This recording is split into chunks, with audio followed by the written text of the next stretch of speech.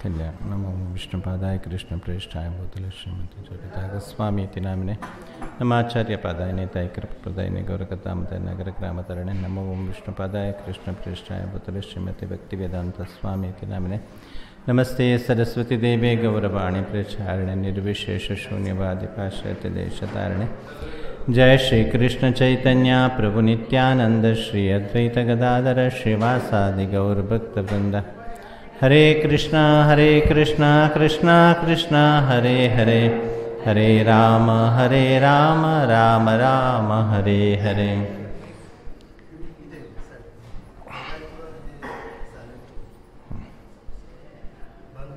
हरे कृष्ण हरे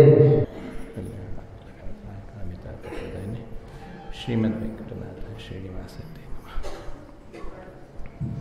so మనము ఈ రోజు నుంచి ఇంకొక 3 రోజులు తిరుపతి బాలాజీ గురించి శ్రీనివాస కళ్యాణం భగవంతుడు ఎట్లా పెళ్లి చేసుకున్నాడు పద్మావతి అమ్మవారిని చెప్పేసి దాని గురించి వినపోతున్నాము.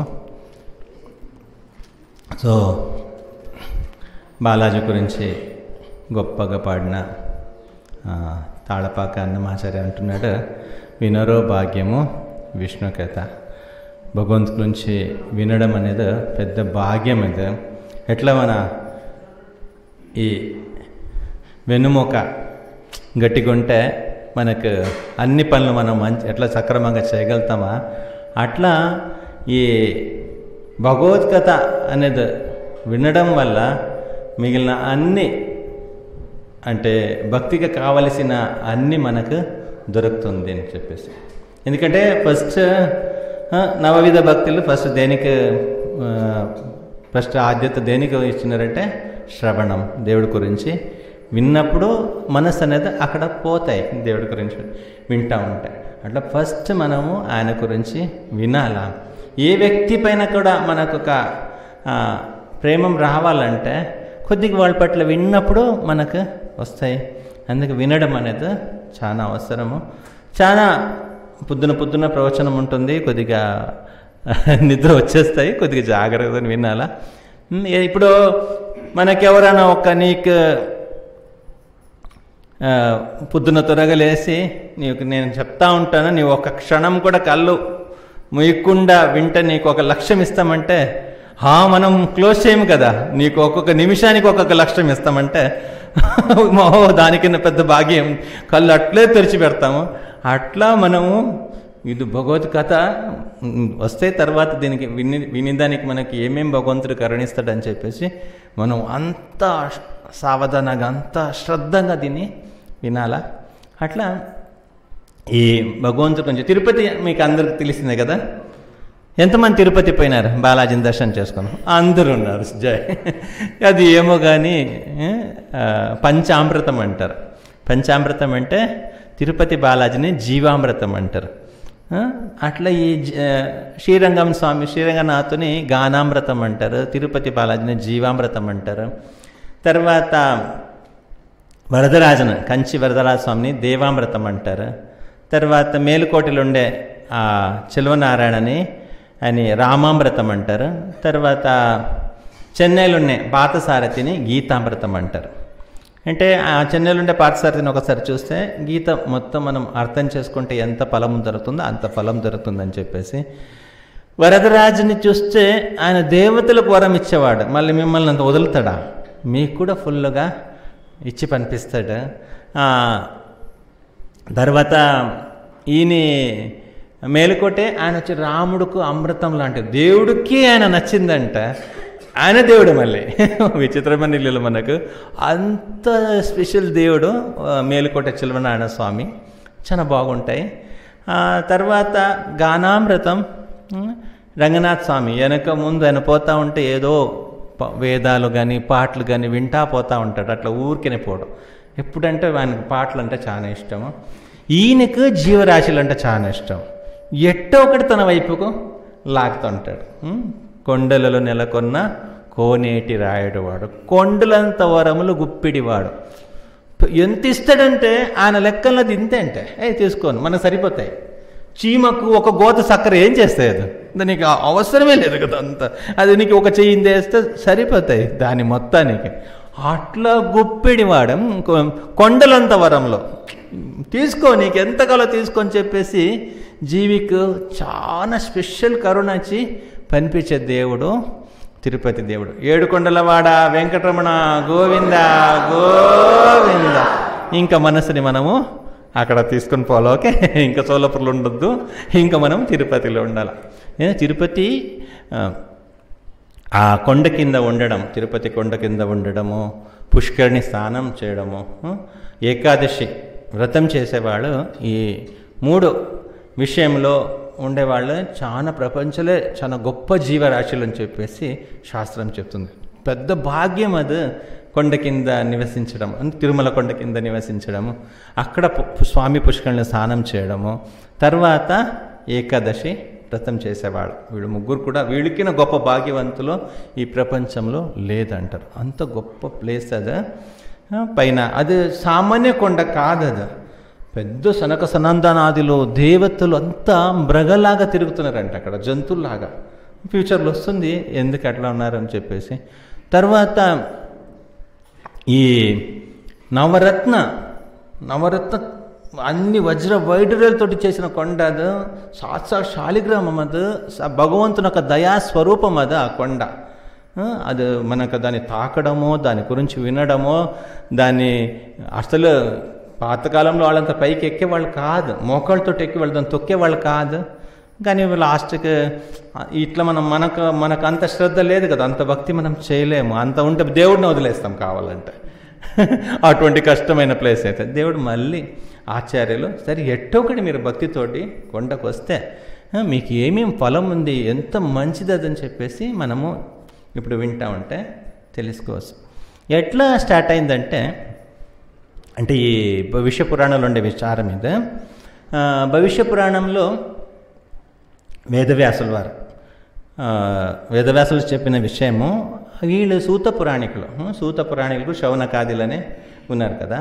ఈ శౌనకాదులు సూత పురాణికులను అడుగుతారు, మీ దగ్గర మేము ఇంతకుముందు శ్రీరంగనాథం గురించి విన్నాము, తర్వాత కంచి వరదరాజస్వామి గురించి విన్నాము, తర్వాత పురుషోత్తమ లీల. పురుషోత్తమ ఎవరు? జగన్నాథ్ పురుషోత్తమ క్షేత్రం. పురుషోత్తమ క్షేత్రుడి గురించి, ఆయన గురించి, జగన్నాథ్ గురించి మీ దగ్గర విన్నాము అంటే శౌనకాదులు సూత పురాణికులను అడుగుతారు. ఇప్పుడు మాకు వెంకటాచలపతి బాలాజీ గురించి మీరు చెప్పాలా, ఎందుకు వచ్చినాడు బాలాజీ, ఏం జరిగింది, వైకుంఠం శ్రీ వైకుంఠ విరక్తాయ స్వామి పుష్కరిణీతట అంటారు కదా, వైకుంఠం వదిలేసి రావడానికి ఇక్కడ ఏముంది, అంత గొప్ప స్థానం ఎట్లయింది ఇది కొండ? వైకుంఠం అందరూ ఏదో ఒకటి చేసి వైకుంఠం పోవాలనుకుంటారు, దేవుడు వైకుంఠం వదిలేసి ఇక్కడ రావాలనుకున్నాడంటే దేనికోసం వచ్చినాడు, అక్కడ ఏమైంది అని చెప్పేసి దాని గురించి తెలుసుకోవాలని చెప్పేసి చెప్తే వాళ్ళు చెప్తారు. ఒకప్పుడు ఏమైందంటే జనక మహారాజ్ తెలుసు కదా, ఎవరు జనక మహారాజు? సీతారాణి యొక్క నాన్న, జానకి యొక్క తండ్రి జనక మహారాజ్. జనక మహారాజ్ 80,000 సంవత్సరాలు రాజ్యం పరిపాలించినప్పుడు ఒక్కరోజు కూడా ఆయన కళ్ళు దుఃఖం అంటే ఏమని తెలియదంటే.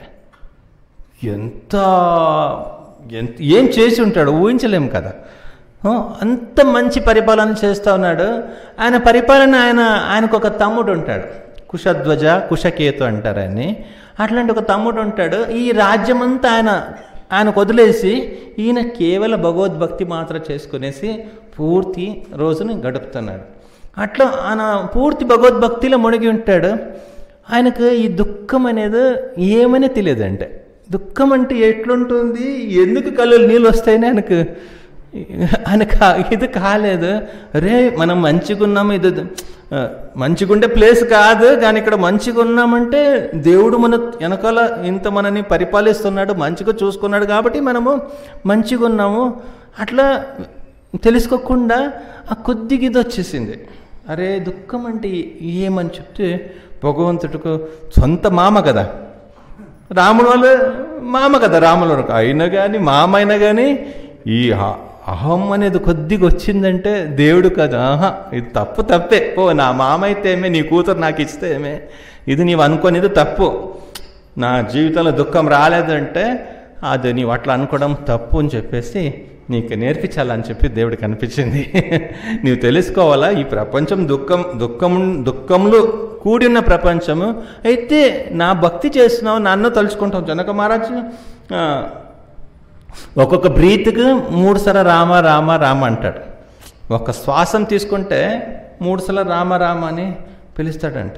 ఆయన ఊరికేనే ఒకసారి ఆయన నరకలోకంలో ఒక రౌండప్ చేస్తే, ఊరికేనే పోయేస్తే ఎంతోమంది జీవాత్మలు ఆయన యొక్క ఆ రామాన్ని చెప్పి వదిలిన ముక్కు నుంచి వచ్చే శ్వాసం ఉంది కదా, వదిలిన శ్వాసం, దాంతో పవిత్రం అయిపోయి నరక నుంచి విముక్తి అయ్యేవాడంట. అంత గొప్పవాడు ఆ జనక మహారాజు. ఆయనకు వచ్చేసింది ఇట్లాంటిది ఒక ఇది. దేవుడు దాన్ని ఇది తప్పు అని చెప్పేసి ఆయనకు ప్రదర్శయామాస అని ఒక చెప్తున్నారు శ్లోకంలో. అంటే ఆయన కళ్ళకు ఒక కనపడే విధంగా, అక్కడ ఏం జరగలేదు కానీ ఆయన కళ్ళకి ఏం కనపడిందంటే స్వప్నం కూడా కాదు. స్వప్నం దేవుడు ఏమైనా చేయగలుగుతాడు కదా, కలలు జరిగింది కూడా కాదు, నిజం జరిగింది కూడా కాదు, కానీ జరిగినట్టు ఆయనకు కనిపిస్తుంది. ప్రదర్శయామాస అని చెప్తున్నారు. అంటే ఆయనకు ఈ కుశకేతు ఉంటాడు కదా, కుశకేతుకు 3 ఆడపిల్లలు ఉంటారు. రాముడితోటి భరత లక్ష్మణ శత్రుఘ్నుడికి పెళ్లి చేసుకుని కదా, శృతకీర్తి, మాండవి, ఉర్మిళ. వీళ్ళు ఈ ముగ్గురు చిన్నగున్నప్పుడు కుశకేతు అనే ఈ కుశధ్వజ అంటే ఇద్దరు సేమే, ఆయన చనిపోతాడు. యాక్చువల్లీ చనిపోయినట్లు ఈయనకి కనిపిస్తుంది. చనిపోతాడు.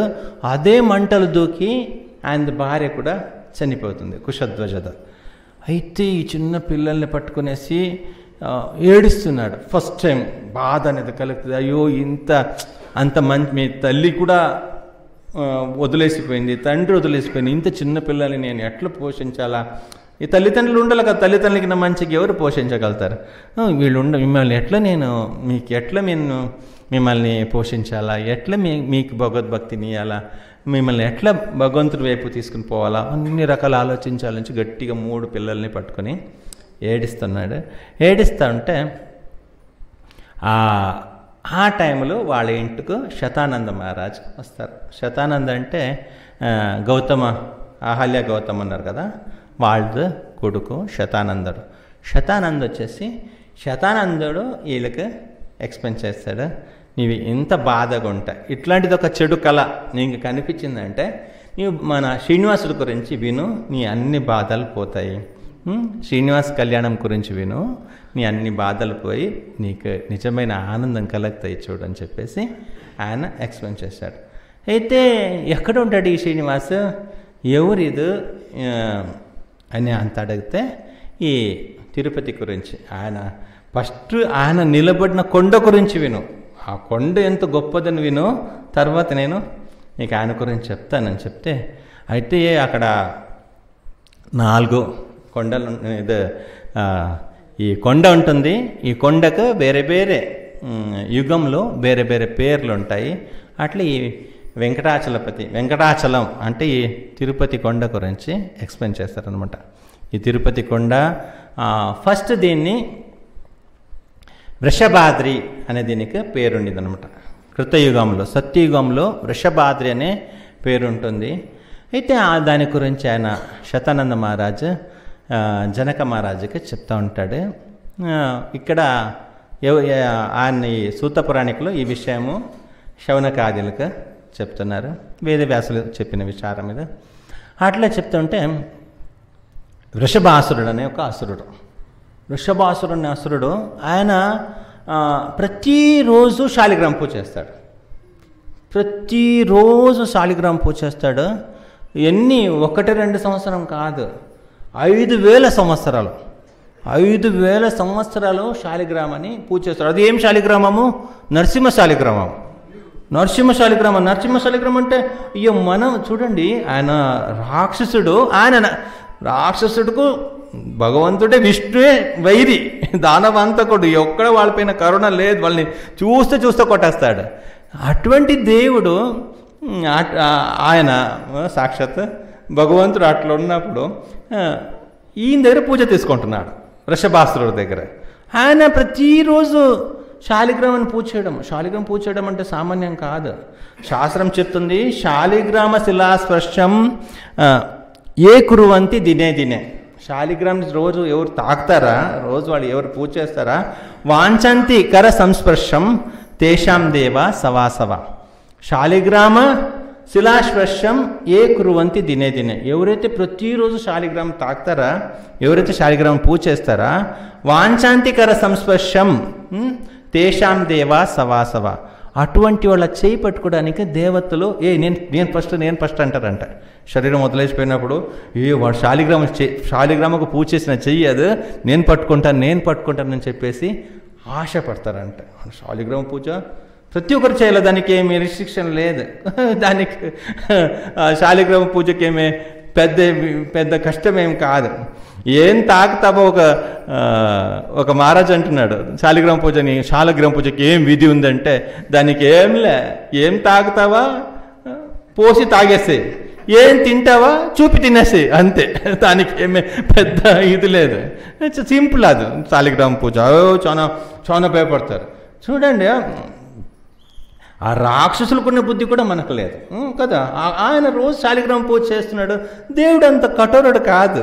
మనం నరసింహస్వామిని మనం పెట్టుకోకూడదు, నరసింహస్వామి ఊరికనే భయపడేది, నరసింహస్వామిని మనము పూజ చేయకూడదు, అదంతా మన గృహస్థులకు కష్టం అట్లా అని చెప్పేసి. నరసింహస్వామికి భయపడిన వాళ్ళు ఎవరు యాక్చువల్ చెప్పాలంటే? అసురులు కదా.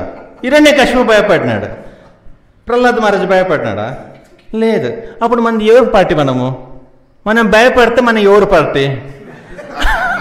యువతల పార్టీ కదా.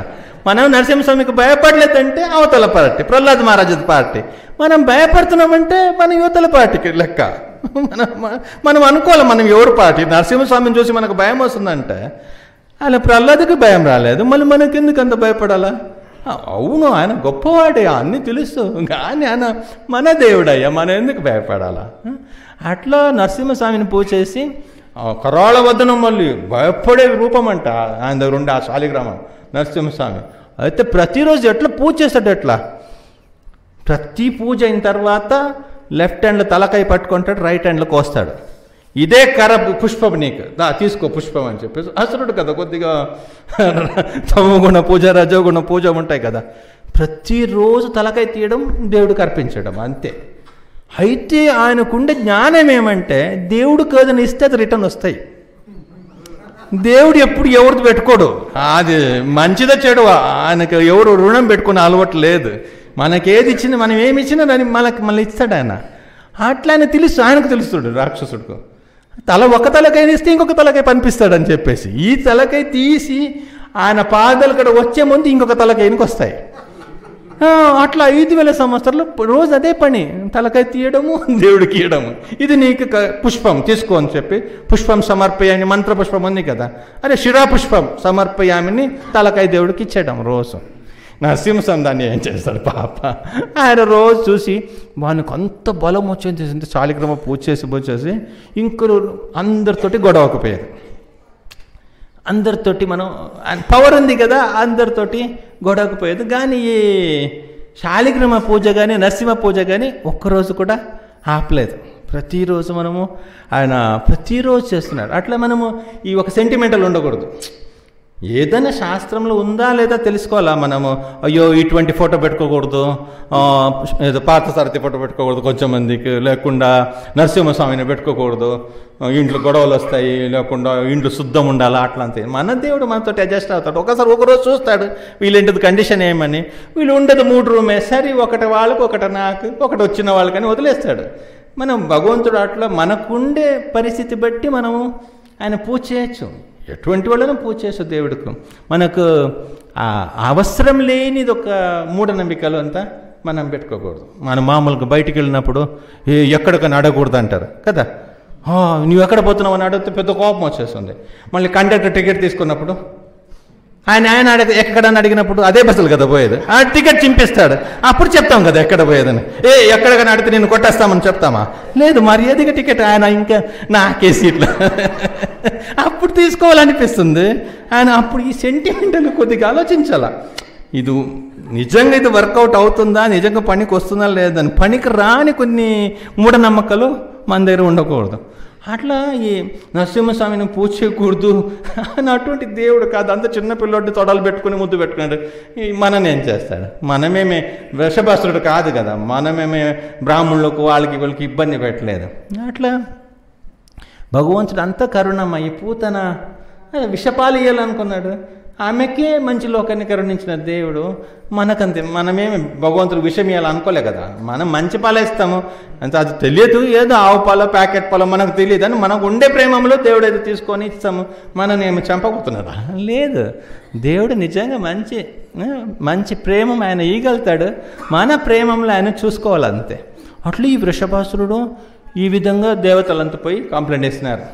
కంప్లైంట్ వేసేసి, ఈయన నీకేమో పూజ చేస్తున్నాడు, మాకేమో ఇబ్బంది పెడుతున్నాడు, ఆయన ఏం చేయలేము, నీవే ఏదో ఒకటి చూసుకోవాలని చెప్పేసి ఆయన వాళ్ళంత దేవతలంతా ప్రార్థన చేస్తే, ఒకరోజు పూజ అయిన తర్వాత శాలిగ్రామం నుంచి బయటకు వచ్చినాడు దేవుడు.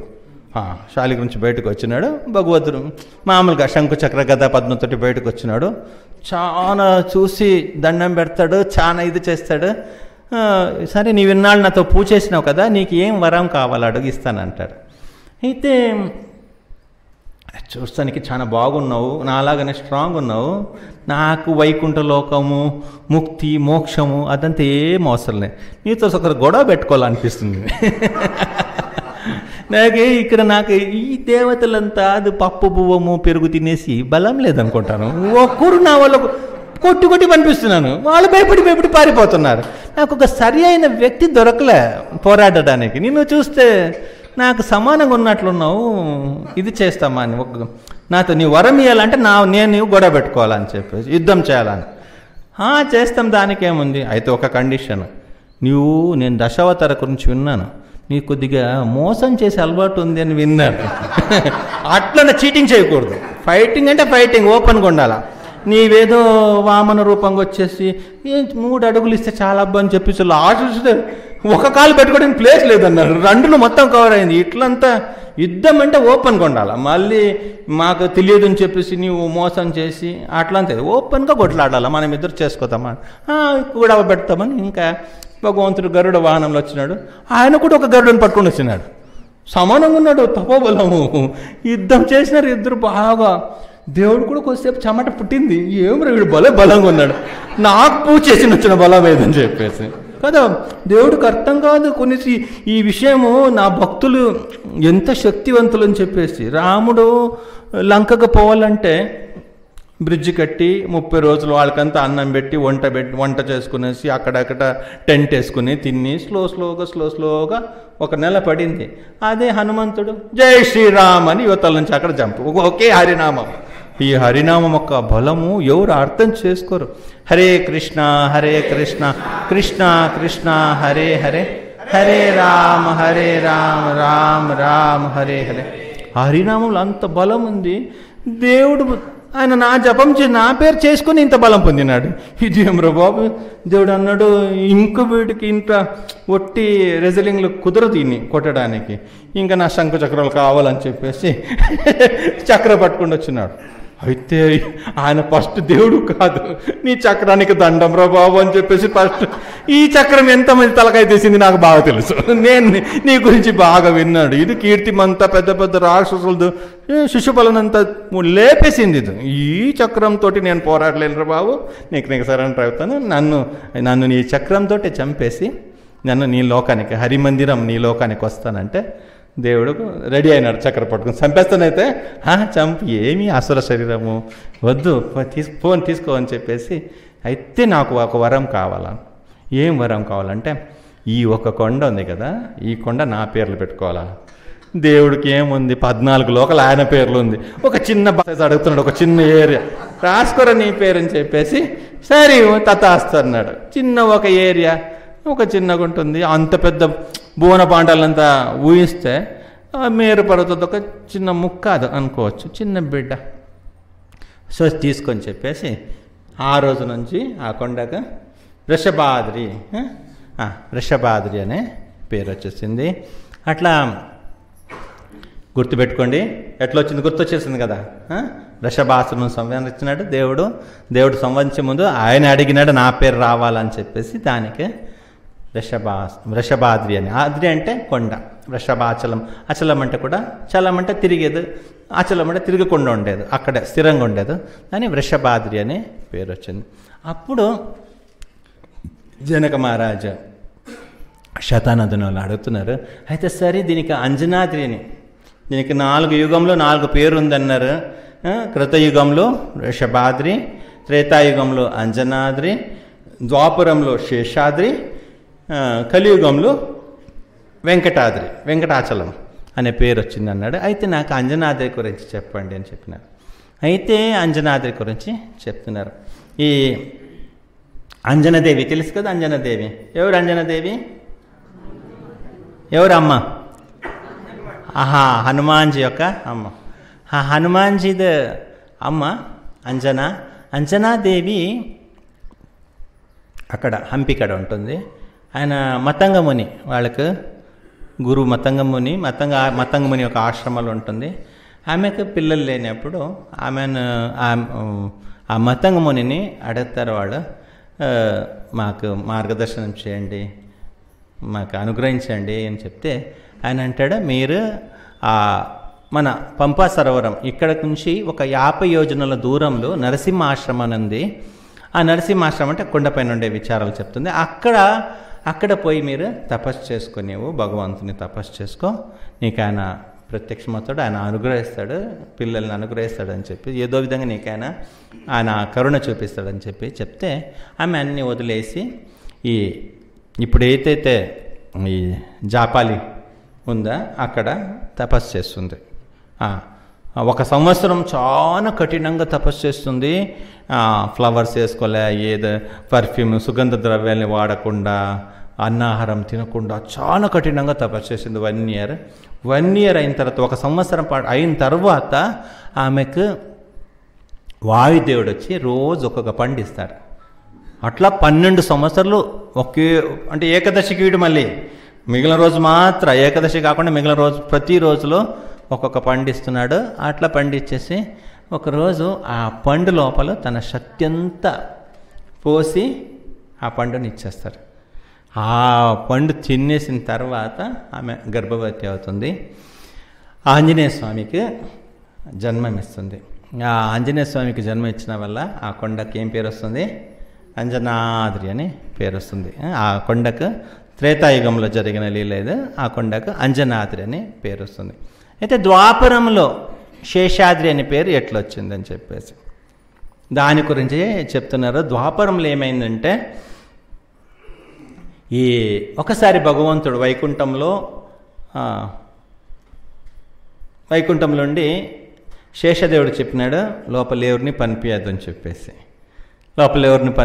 చెప్పినాడు. తర్వాత అదే సమయంలో వచ్చేసి ఈ వాయుదేవుని తలుచుకున్నాడు, కొద్ది పనిందిరా అని చెప్పేసి. భగవంతుడు చాలా లీలలు చేస్తాడు, మనకు అర్థం కాదు. ఆ వాయుదేవుని రమ్మన్నాడు. ఈయన ఎవరిని లోపల పనిపించదన్నాడు. వాళ్ళ సర్వీస్ వాళ్ళు బాగా చేస్తారు కదా, మనలాగా కాదు, నిత్యసూర్యులు వాళ్ళు, భగవంతుతోటి ఉండేవాళ్ళు. లోపలికి వచ్చేసినాడు. వాయుదేవుడు వస్తూ ఉన్నాడు. వాయుదేవుడు వస్తూ ఉంటే ఈయన ఒక బంగారు కర్ర తీసుకుని వచ్చి నిలబడి ఉన్నాడు. ఎవరు పోవడానికి లేదు, స్వామిది ఆజ్ఞ ఇది, ఎవరు లోపల పోవడానికి లేదు. అట్లా అన్నాడు. అట్లా ఎట్లా అవుతుంది, పండిందే, నాకు దేవుడి దగ్గర పండింది, పోవాలన్నాడు. ఛాన్సే లేదు, ఎవరిని లోపల రాకూడదని చెప్పినాడు. కొన్నిసారి మనము ఎవరిని రాకూడదని చెప్తాం, ఎవరిని రప్పించదని. ఇంటి ఓనర్ కానీ ఆయనకు కావలసిన బంధువులు అయితే మనము పోయి అడగల కదా, ఆయన వచ్చినాడు పనిపించేదాన్ని. ఈయన తనకిచ్చిన అధికారాన్ని పూర్తిగా వాడేసి ఎవరు రాకూడదని చెప్పినాడు, నీ లోపల పోవడానికి లేదు, ఇక్కడే ఉండాలని చెప్పేసి.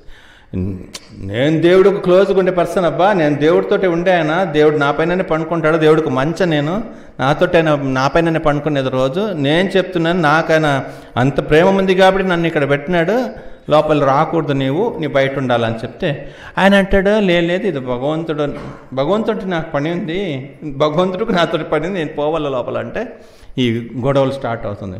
గొడవలు సామాన్య గొడవలు కాదు, గొడవలు ఎక్కువైపోయింది.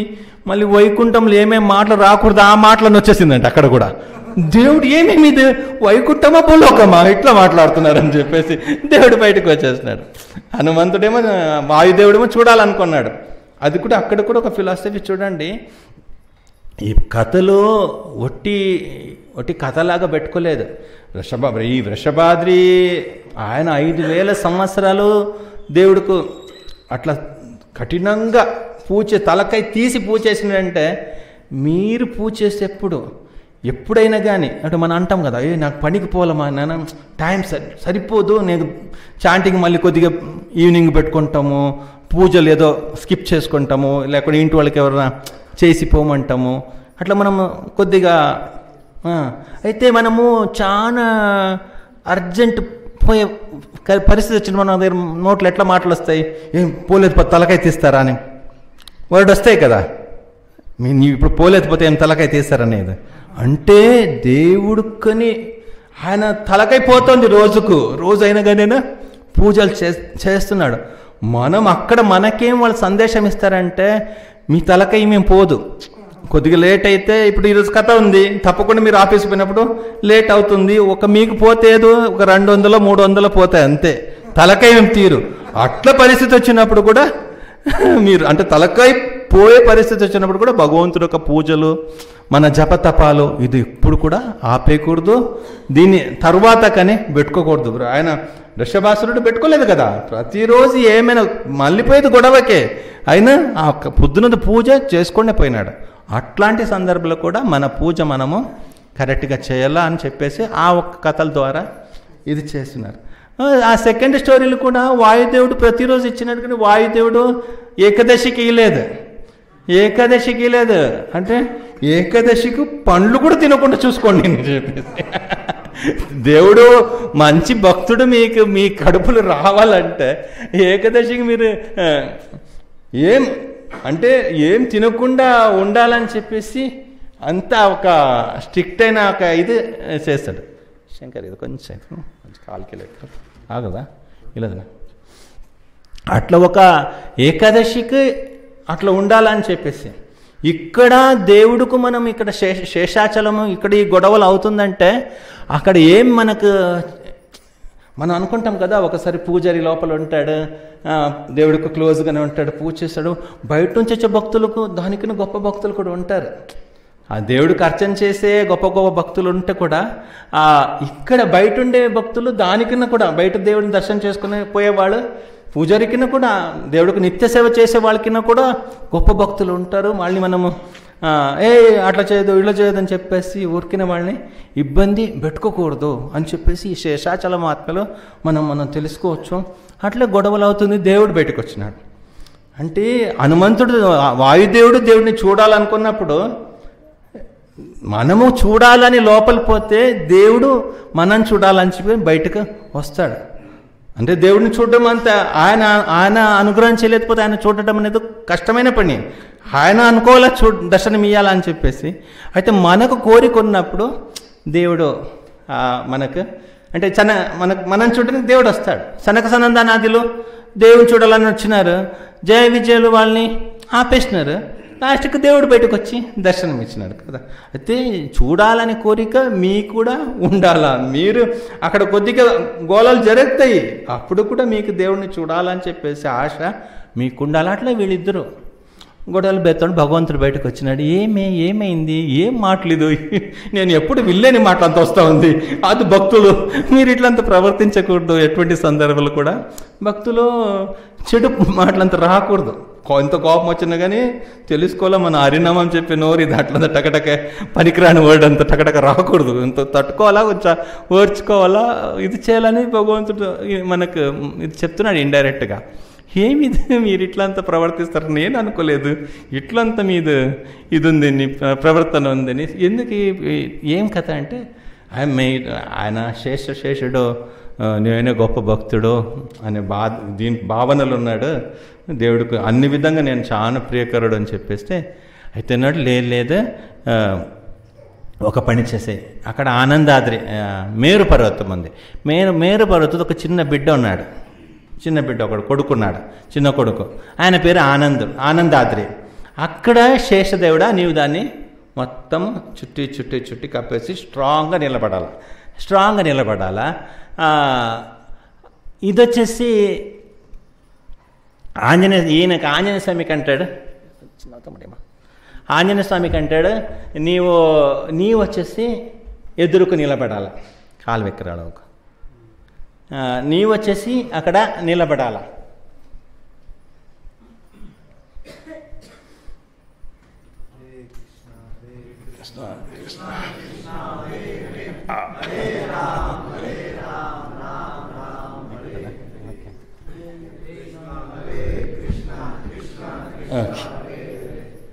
అట్లా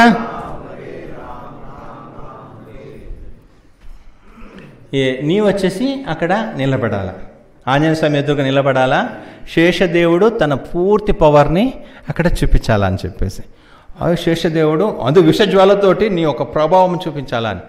ఇంకా ఆంజనేయ స్వామి వాయుదేవుడు, ఆంజనేయ స్వామి వస్తూ ఉంటుంది, వాయుదేవుని ఆంజనేయ స్వామి ఒక మూల రూపం అది వాయుదేవుడు. అట్లా నిలబడినాడు. ఈయన ఫుల్ పవర్ తోటి తన శక్తి మొత్తం చూపిస్తున్నాడు. శక్తి మొత్తం చూపిస్తే కూడా ఏమాత్రం కదలలేదు వాయుదేవుడు. అయితే విష్ణు భగవాను మళ్ళీ వీళ్ళంతా ఉన్నారు, దేవతలంతా ఉన్నారు, ఇక్కడ దేవతలంతా నిలబడి చూస్తున్నారు. భగవంతుడు అన్నాడు మీరు చూడండి ఎవరు బలం ఎవరు అని చెప్పేసి. తర్వాత ఆదిశేషుడు కుదరలే, చాలాసేపు అట్లా చేసినాడు. తర్వాత ఈయనకి చెప్పినారు వాయుదేవుడికి, సరే నీ పవర్ చెప్పి, ఇప్పుడు నీ బలం చూపించి. ఆయన ఒక ఫింగర్ తోటి ఇట్లా అన్నాడు ఆనందాద్రిని, ఒక ఫింగర్ టచ్, జస్ట్ తోసింది కూడా కాదు, ఇట్లా మనం తిలక పెట్టేప్పుడు ఇట్లా లాగుతాం కదా చిన్నగా, తిలక మనం మేము నొక్కం కదా, తిలకం ఇట్లా ఊరికే నొక్క లాగుతాం, అట్లా అన్నాడు. అంతే కొండ వచ్చేసి 51,000 యోజనాలు, ఒక యోజనం అంటే 8 కిలోమీటర్ని పెట్టుకోండి, 51,000 యోజనాలు, 51,000 యోజనాస్, అంత దూరంపై పడింది. దూరం పోతా ఉంది, ఇంకా పడలేదు, పోతా ఉంది. తండ్రి ఎవరు ఆ కొండకు, ఆనందాద్రికి కొండకు తండ్రి ఎవరు? మేరు పర్వతం. మేరు అయ్యో నా బిడ్డ అని చెప్పేసి ఎట్లా కాపాడంటారు అని చెప్పేసి చెప్తే మళ్ళీ వాయుదేవుడు పోయి దాన్ని ఇట్లా పట్టుకున్నాడు. అంత స్పీడ్గా మళ్ళీ ఆయన వచ్చినాడు అక్కడికి, కొండ పడే స్పీడ్లో మళ్ళీ వాయుదేవుడు వచ్చేసి ఆ కొండని పట్టుకునేసి ఈ సువర్ణముఖి తీరం ఉంది కదా, అంటే ఇప్పుడు మనకు అక్కడ కనపడట్లేదు, అక్కడ తిరుపతిలో సువర్ణముఖి నది ప్రవహిస్తూ ఉండింది. మన కలియుగమో మన దౌర్భాగ్యం ఇప్పుడు చాలా కష్టం సువర్ణముఖిని చూడాలంటే, అక్కడ సువర్ణముఖి తీరంలో ఉత్తర భాగంలో ఆ కొండని పెట్టేస్తాడు ఆనందాద్రి. ఆ కొండని పెడతాడు, ఏదైతే ఆదిశేషుడు ఆంజనేయ స్వామి ఇది చేసిన ఆ వాయుదేవుడు గొడవ చేసిన ఆ కొండ, యుద్ధం చేసిన కొండ, అందువల్ల ఆ కొండకు శేషాద్రి అనే పేరు వస్తుంది. గుర్తొచ్చింది కదా శేషాద్రి అని. ఎందుకంటే శేషుని తీసుకుని వచ్చినాడు, శేషుడు బాధపడినాడు, వాయుదేవుడు తప్పైంది నన్ను క్షమించు, నేను ఇక్కడ వచ్చి పడినాడు చూడంటే, ఏం బాధపడద్దు స్వామి ఇక్కడికి వస్తాడు, ఇది ముందే ప్లాన్, అది కొత్తగా ఏం కాదు, ఇది నీ ఉండి ఇక్కడ ధైర్యంగా ఉండి ఏం కాదని చెప్పేసి శేషాద్రి అని వచ్చింది. అందుకు దేవుడు వచ్చేసి కూర్చున్న ప్లేస్ని ఏమంటారు? ఆనంద నిలయం అంటారు. బాలాజీ ఉంటాడు కదా, అందుకు అది ఆనందాద్రి, ఇదే కొండ, అది ఎక్కడ ప్లేస్ ఆనంద నిలయం. విన్నారు కదా తిరుపతి పోయినప్పుడు ఆనంద నిలయం దేవుడు ఉండే, దేవుడు నిలబెట్టిన కొండ. తర్వాతది ఇంకా బాగుంది. తర్వాత ఏం పేరు వచ్చింది? కలియుగంలో వెంకటాచలం పేరు వస్తుంది. ఈ వెంకటాచలం, వెం అంటే పాపం, కట అంటే దయించే శక్తి, కాల్చిపడేసే శక్తి ఈ కొండకుంది. దానివల్ల వెంకటాచలం, వెంకటాద్రి అనే కలియుగంలో పేరు వచ్చింది. అయితే ఈ వెంకటాద్రి పేరు వచ్చిన గురించి ఆయన అడుగుతాడు, అటువంటి పాపం ఏం కాల్చేసింది, అది ఏం జరిగింది అని చెప్తే, అప్పుడు ఈ శతానంద మహారాజ్, జనక మహారాజ్ చెప్తారు, ఒక కాళహస్తి అక్కడ చూసినారు కదా, కాళహస్తి అనే ఊరు ఉంది. ఆ కాళహస్తిలో పురంధర అనే ఒక బ్రాహ్మణుడు ఉన్నాడు. ఆ పురంధర అనే బ్రాహ్మణుడు చాలా సోమయాజి, అన్ని యజ్ఞ యాగాలు భక్తితోటి అట్లా మునిగి ఉంటాడు. కానీ ఆయనకి ఏదో ఒక కారణం వల్ల పిల్లలు పుట్టలేదు. చాలా సంవత్సరాలు పిల్లలు పుట్టలేదు. కానీ ఆయన ఎంతో గొప్పవాడు అంటే, పిల్లలు పుట్టలేదు అంటే మామూలుగా పిల్లలు పుట్టలేదు అంటే ఇంకా ఉండే గుడి గోపురాలంతా తిరుగుతారు, అన్ని దేవుడిని మొక్కుంటారు, ఓ పిల్లలు కావాలా పిల్లలు కావాలా పిల్లలు కావాలని చెప్పేసి. అయితే ఆయన ఏం పట్టించుకోలే, దేవుడి సంకల్పం అని చెప్పేసి ఆయన ప్రశాంతంగా ఉన్నాడు. కానీ ఆయనకు వయస్సైన కాలంలో ఒక పిల్లోడు పుడతాడు. ఆయనకు మాధవ అనే పేరు పెడతాడు. మాధవ్ అనే పేరు పెట్టేసి జాతకర్మలు, ఇది చెవులు కుట్టడము, అన్ని వేదాలు నేర్పించడము, అంతా మంచి బ్రాహ్మణ పిల్లడు అంటే బ్రాహ్మణ పిల్లకాడు అంత మంచిగా తయారు చేస్తున్నాడు. మొత్తం ఆయనకు వేదాంగాలు షడాంగా ఉంటుంది కదా, శిక్ష, వ్యాకరణ, నిరుక్త, ఛందస్సు, జ్యోతిష్యం అన్నీ నేర్పిస్తారు. అంత సూపర్. ఎట్లా ఉన్నాడంటే యజ్ఞ యాగాదులు చేసి ఆయన ఏ విధంగా ఉన్నాడంటే వాళ్ళ ఊర్లో అనేవాళ్ళంటే, మీ ఊర్లంతా ఒకే సూర్యుడు ఉండేది, మా ఊళ్ళో 2 సూర్యుడు ఉన్నారని చెప్పేసి, ఒకడు పైనుంచి పోతూ ఉంటే ఒకటి కింద నుంచి పోతూ ఉంటాడని చెప్పేసి. ఆయన నడుచుకొని పోతూ ఉంటే మాధవ్ అనే బ్రాహ్మణుడితో కాంతి ఆ ఏరియా మొత్తానికి సరిపోయేదంట. అంత వర్చస్ అంటారు కదా, తేజస్ అంటారు కదా, ఆ విధంగా ఉండేవాడు ఈ మాధవ్ అనే బ్రాహ్మణుడు. ఆ విధంగా ఉండి ఆ టైంలో ఆయనకి 27 సంవత్సరాలు ఏమైంది. ఆయనకి చంద్రలేఖ అనే ఒక అమ్మాయితోటి పెళ్లి చేపిస్తారు. ఆమె ఇంకా సూపర్. చంద్రలేఖ మంచి భార్య భర్తలు, మంచిగా భక్తితోటి ఉన్నారు. అది ఏదో కొన్ని మనము మంచివాళ్ళు కూడా ఒకసారి చెడు మార్గంలో వస్తారు. మనం చెడుని తీసుకోకూడదు, మనము వాళ్ళకి మనం బెటర్ అట్లా అనుకోకూడదు. మనము అవకాశం దొరకలే, లేకుండా మనలాగా చెడ్డవాళ్ళు ఎవరు ఉండరు కదా. మనని మిని దేవుడు మిని సీఎం పిఎం చేసి ఉంటాం, మనది కూడా అన్ని న్యూస్ పేపర్లు వచ్చి ఉండేది ఎంత నింగినాడని చెప్పేసి కదా. మనకు అవకాశం లేదు, మన పని అటువంటిది, కష్టపడే పని, దీనిలో మోసం చేయలేము కదా. దీనికి అందుకు మనము మంచి వాళ్ళకి బతుకుతున్నాం. కానీ మనకు దేవుడు అవకాశం చేస్తే మనము ఎన్ని కోట్లు కుంభకోణం చేసి ఉంటాం తెలియదు.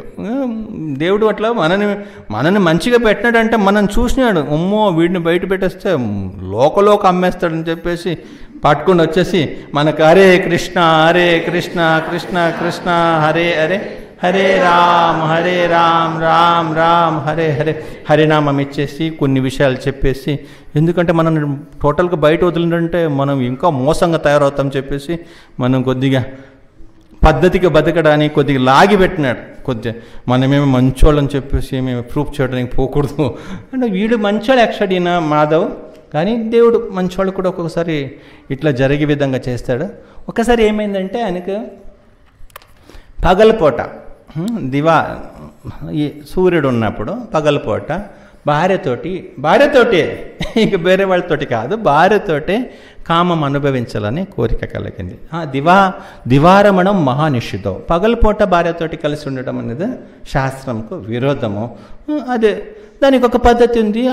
సొంత భార్య ఉన్నప్పుడు కూడా దివారమణం పగలపూట ఈ విషయంలో ఉండకూడదు. అయితే భార్యని ఇట్లా అడుగుతాడు, నీతో కలవాలనుకున్నాను నేను అంటే భార్య అంటుంది, శరీర సంయోగాత్ ఇది సాధు అసమ్మతం. ఒక శరీరము కలిసిన వల్ల ఒక సుఖం వస్తుందని చెప్పడము శాస్త్రంలో ఎక్కడ లేదు. ఇది సాధులకు అసమ్మతం. అది ఒక ప్రజోత్పత్తికి పిల్లలు కనడానికి మాత్రం కలిస్తే వాడు ఈవెన్ గృహస్థైనా కానీ వాడిని బ్రహ్మచారి కిందనే శాస్త్రం చెప్తుంది, వాడు బ్రహ్మచారి. అది కాకుండా ఇష్టం వచ్చినట్లు ఎప్పుడు నా భార్య కదా నా ఇష్టం అని చెప్పేసి అది మన సంప్రదాయం కాదు, మనది కాదు. అది పగలపూట ఇది సూర్యుడు ఉన్నప్పుడు, ఇంట్లో తల్లిదండ్రులు ఉన్నప్పుడు అగ్నిహోత్రి రోజు అగ్ని చేస్తాం, అగ్నింది ఇంట్లో. ఇటువంటి సందర్భాలు ఇట్లాంటి ఆలోచన నీకు రాకూడదు, ఇది తప్పు, ఇట్లా ఉండకూడదు అని చెప్పి భార్య మాధవకు చెప్తుంది చంద్రలేఖ. అట్లా నీకు ఇది ఉంటే కూడా దేవుడు ఇంట్లో దేవుడికి పూజలు జరుగుతుంది, దేవుడిని మనము ఇది చేస్తున్నాము, ఆయన పగలు నేరము, ఇట్లాంటి ఆలోచన నీకు రాకూడదబ్బా. తల్లిదండ్రులు మేల్కొని ఉన్నారు, వాళ్ళు తిరుగుతున్నారు, ఇంత ఒక దురాలోచన నీకు వస్తుంది, ఇది తప్పు, ఇది ఇట్లా రాకూడదు. అట్లా నీకు ఇష్టం అంటే కనీసం ఈ నుంచి బయటకు పోదాం ఫస్ట్. ఆ పాపం మనం దేవుడి ముందు ఎందుకు చేయాలా, బయటకు పోదాం అని చెప్పేసి నేను నీళ్ళకని బయటకు వెళ్తాను, నీవు ఏదో యజ్ఞాక దర్భాలు తీసుకొని వస్తాను. దర్భ తెలుసు కదా, కుషాగ్రాస్, దర్భాలు అంతా సమ్మితలు తీసుకొని వస్తాను, నేను బయటకు వెళ్తాను, అట్లా చేస్తాము, బయటకు వచ్చాయి, ఇంటి నుంచి బయటకు వచ్చాయి అంటాను. అట్లా ఇద్దరు బయటకు వచ్చేస్తారు. ఇద్దరు బయటకు వచ్చిన ఆమె ప్రార్థన చేస్తుంది. ఆమె చెప్తుంది, ఈ ప్రభా ఈ సూర్యుని చూసి అనగానే నీ ఒక కామాన్ని కాల్చుకో, పెట్టుకోదు శరీరంలో, నీవు ఇట్లా ఉండద్దని చెప్తుంది ఆమె. అట్లా ఈ విషయం చెప్పేసి బయటకు వస్తుంది. బయటకు వచ్చినప్పుడు ప్రార్థన చేస్తుంది, దేవుడా నా భర్త తప్పు మార్గంలో ఉన్నాడు. ధర్మపత్ని అంటే ఇంకేమే, భర్తని ధర్మ మార్గంలో ప్రేరణ చేసే విధంగా భార్య ఉండాల. అట్లా పేరు మళ్ళీ ఊరికైనా ధర్మపత్ని అనే పేరు పెట్టుకోవడము కాదు. అట్లా పెట్టినారు. ఆ భర్తని తప్పు మార్గంలో పోతున్నాడంటే కొద్దిగా ఇది చేయాలి, ఇద్దరు కలిపి గుంతలు పడేది కాదు. అట్లా చెప్తే ఆ ఇద్దరు బయటకు వస్తారు. భార్య ప్రే చేస్తుంది, భగవంతుడు ఎట్టో ఒకటే కాపాడు నా భర్తని, ఇట్లా తప్పు మార్గంలో పోతున్నాడు అని చెప్పేసి. అయితే ఆమె సేఫ్ అయిపోయింది. అని ఈయన ఆ కోరిక అనేది ఆ సమయంలో భగవంతుని తలుచుకునే శక్తిని పోగొట్టుకున్నాడు. కొన్నిసారి మనం కొద్దిగా తప్పు మార్గంలో పోతున్నామంటే అప్పుడైతే మనం దేవుడిని ప్రార్థన చేసి, దేవుడా మోసంగా ఉన్నాను, నేను తప్పు మార్గంలో పోతున్నాను, నన్ను రక్షించు అని అడగచ్చు. మళ్ళీ దిగిన తర్వాత మళ్ళీ అంతే, మళ్ళీ కొద్దిగా టైం పడతాయి.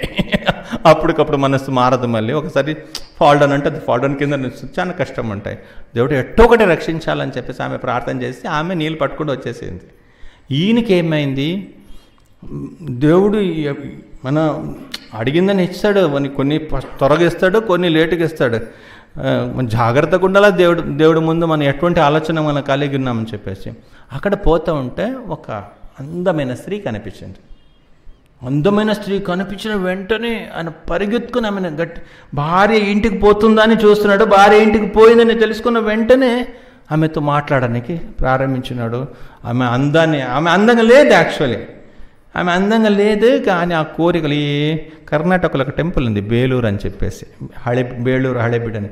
ఈ శిల్పకళలు చాలా చక్కగా ఉంటుంది. దాంట్లో ఒక చిన్న ఒక శిల్పం ఉంటుంది. ఆ శిల్పాలు ఏమంటే ఆ జకణాచారి ఎట్లా క్రియేట్ చేసిన అర్థం కావట్లే. ఆ శిల్పాలు మనము అక్కడ ఒక 16 సంవత్సరాల కుర్రోడు ఉంటాడు. ఆ 16 సంవత్సరాల కుర్రోడు ఉంటాడు. ఇక్కడ ఒక గాడిద ఉంటుంది. అయితే మన అక్కడి నుంచి చూసినప్పుడు ఆ బొమ్మని అది గుర్రంలాగా కనిపిస్తూ ఉంటుంది. ఎవరు ఆయన సైడ్ నుంచి చూసినప్పుడు మనం యువతలకు వచ్చేసి ఆ బొమ్మ యువతలు వచ్చి నిలబడి చూస్తే ఇది గాడిదలాగా ఉంటాయి.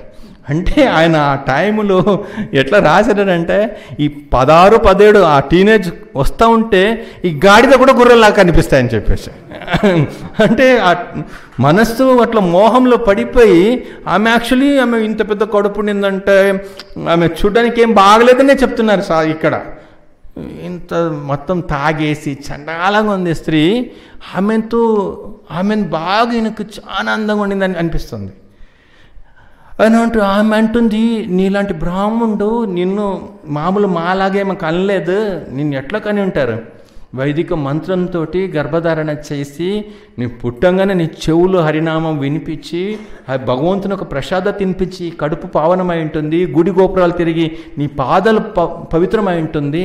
నీ మనస్సు పొద్దు నుంచి వేదాలు చదివి ఎంతో పవిత్రం ఉంటుంది. నీ నాలిక భగవన్ నామం చెప్పి పవిత్రమై ఉంటుంది. నీ కళ్ళు భగవంతుని చూసి పవిత్రమై ఉంటుంది. నీలాంటి వ్యక్తులు మా దగ్గరికి రాకూడదు, మేము వేశ్యలు. మాలాంటి వాళ్ళని ఒక్కరోజు కలిసినామంటే మేము మా ఒక పవర్ వల్ల 100 మంది కుటుంబాన్ని, అంటే 100 మంది జనరేషన్ని నరకాలు ఉంచగలుగుతాము. ఒకడిని మా దగ్గరకు వస్తాడు కదా ఒక వ్యక్తి, వారిది 100 తలమారు అంటే అర్థమవుతుంది కదా, జనరేషన్ 100 జనరేషన్ వచ్చేసి నరకంలో ఉండిపోతారు. మా దగ్గర ఒకరోజు వచ్చే వల్ల కొద్దిగా ఆలోచించు. ప్రభుపాదులు సింపుల్గా ఏం చెప్పలేదు, అది మనకు ప్రభుపాదు ఒక మొత్తం ఎక్స్ప్లెయిన్ చేయని పోలేదు, విషయం చెప్పేసినట్టు అంతే. No meat eating, no gambling, no illicit sex చెప్పినారు. పరస్త్రీని అనుభవించాలనే ఆశనే పెద్ద తప్పు. ఇది ఇట్లా రాకూడదు. ఎంత మదం ఉన్నా కానీ ఎవరైనా పోయి ఏనుగుతో గొడవ పోతారా? శరీరంలో నాకు శక్తి ఉందని చెప్పేసి పోయి అడవికి పోయి ఒక ఏనుగునో ఒక పులినో 2 కొట్టేసి వస్తామని పోతారా? లేదు, తెలుసు మనని కాల్చేస్తాయని, మనని చంపి పడేస్తాయి. దాని శక్తికి మన శక్తి ఎక్కడ అవుతుంది?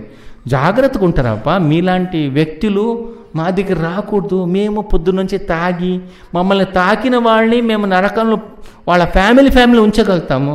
మా కాలంతా ఎవరు మనతోటి అనుభవిస్తారో వాళ్ళని వెతుక్కొని పోతూ ఉంటుంది. మా కళ్ళు, మా నోట్లంతా పచ్చిబూతులు మాట్లాడుతుంటాం, మేము చెడు విచారాలే మాట్లాడుతుంటాం. ఎవరు ఎక్కువ పచ్చిబూతులు మాట్లాడారంటే ఎవరు నరక నుంచి అప్పుడే వచ్చి ఉంటారు కదా, వాళ్ళ నోటుకు అప్పుడప్పుడు ఈ పచ్చిబూతులు వస్తూ ఉంటుందంట. బ్యూటీస్ మాట్లాడినప్పుడు కొద్దిగా కేర్ఫుల్గా ఉండాలి. కొన్ని పూర్వవాసనలు టక్క వచ్చేస్తాయి, కానీ ఈ నాలుగు ఎప్పుడు ఈ పచ్చిబూతులు వస్తుందంటే మన దగ్గర నరక నుంచి అప్పుడే బయటకు వచ్చి ఉంటారు కదా, లాస్ట్ బర్త్లో ఇంత వాళ్ళకి టక్క వస్తూ ఉంటుందంట. మామూలు మాట్లాడడం ఒక పచ్చిబూత యాడ్ చేసి మాట్లాడుతూ ఉంటారు. ఇదంతా మంచి వాళ్ళ లక్షణం కాదు. మీరు శాస్త్రం చదివేవాళ్ళు, మీరు మాది ఇట్లాంటి ఒక దరిద్ర జన్మము, మాకు ఏది తినకూడదు, ఏది తినాలా, ఏం తింటే ఏం పాపం వస్తుంది, ఏం చేసి ఏం పాపం వస్తుంది, మాకంత జ్ఞానం ఉండదు. మీలాంటి వాళ్ళు ఇట్లాంటిది నీకు ఆకర్షితులు కాకూడదు అంటే ఆయన అంటాడు, ఆయన ఇంకా పడిపోయినాడు దాంట్లో, ఆ మోహంలో. అని అంటాడు, ఈ సముద్రము ఉప్పు నీళ్ళైనా కానీ దాంట్లో రత్నాలు దొరుకుతాయి చూడు, ఒక్కొక్క రత్నము రాజులు దేవతలు దాన్ని ధరిస్తారు. అది ఎక్కడో ఉప్పు నీళ్ళు ఉంటుంది కానీ అది దేవతలకు ప్రియమై వాళ్ళు పెట్టుకుంటారు. అరే దేవుడికి, ఆ బ్రహ్మడికి కళ్ళు లేదా? నిన్ను మా ఫ్యామిలీలో పుట్టించకుండా ఎందుకు ఆ ఫ్యామిలీలో పుట్టించినాడు? అట్లంతా అడిగి లాస్ట్కి ఆమెతోటి 12 సంవత్సరాలు మర్చిపోయి కృష్ణానది తీరంలో 12 సంవత్సరాలు గడుపుతాడు. మంచి భార్యను వదిలేసి వేశ్య సాంగత్యంలో 12 సంవత్సరాలు గడుపుతాడు. కానీ దేవుడు ఆయన మర్చిపోలేదు, ఆయన చేసిందని దేవుడికి గుర్తుంది. దేవుడు ఎట్టో ఒకటి వీడిని ఉద్ధరించాలని మనసులో అనుకున్నాడు. ఒక్కసారి ఏమైందంటే ఆ అవతల నుంచి, కృష్ణానది తీరం నుంచి, ఆ సైడ్ నుంచి రాజులు, పెద్ద పెద్ద వాళ్ళు, గొప్పవాళ్ళు ఇక్కడ తిరుపతి బాలాజీ దగ్గరే, ఈ కొండకు వస్తూ ఉన్నారు. అప్పుడు కొండంలో ఈయనున్నాడు, మన వరాహస్వామి ఉన్నాడు, స్వామి పుష్కరిణి ఉంది, అక్కడికి వస్తూ ఉన్నారు. అక్కడికి వాళ్ళు కపిలతీర్థం కూడా వచ్చినారు. అక్కడ ఈ తర్పణము, తల్లిదండ్రులకి శ్రాద్ధ అంతా చేసి ఆ క్రియలు చేసి అక్కడి నుంచి పైకి వస్తూ ఉన్నారు. పైకి వచ్చినప్పుడు ఈయన ఈ హరినామము, ఈ సంధ్యావందనలు, ఈ తర్పణాలు బ్రాహ్మణులు కదా, సహజ కర్మం కదా, అది చెయ్యాలి కదా, అన్నీ చూస్తూ ఉన్నాడు. అనే వీళ్ళంతా చేస్తున్నారే, నేను ఒకప్పుడు అట్లా ఉండేవాడు కదా, చేతులు ఒక డబ్బులు లేదు, ఏం లేదు, అక్కడ ఉండే మట్టి తీసేసి ఏదో దాంతో కూడా పితృలకు శ్రాద్ధం ఇచ్చినాడు. ఆ కపిల తీర్థంలో వీడు భజన చేస్తున్నారు, వాళ్ళతోటి కలిసి ఈయనకు గుర్తుకొస్తుంది ఇదంతా మంత్రాలు, ముందు చెప్పిన మంత్రాలు. తల్లిదండ్రుల పేరే మర్చిపోయినాడు ఆమెతోటి కలిసి. పేరు అడిగితే ఆలోచిస్తున్నాడు, మా తండ్రిది పేరేముంటుంది, ఓ పురంధర, సరే మా ఊరు కాళహస్తి. అప్పుడు గుర్తుకొస్తుంది ఆయనకు. తర్పణం అంతా వదిలేసి అట్లే పోతున్నాడు ఆ కొండపైన, వాళ్ళతోటి కొండపైన పోతూ ఉన్నాడు. కానీ ఆ నిండిపోయిన పాపం లోపల ఉంది. ఎప్పుడు ఆ కొండ స్పర్శమైందా ఆ పాపాలంతా కక్కుతున్నాడు. ఆ పాపాలని కక్కుతుంటే ఆ వాసన మొత్తం కొండంతా పోయిందంట.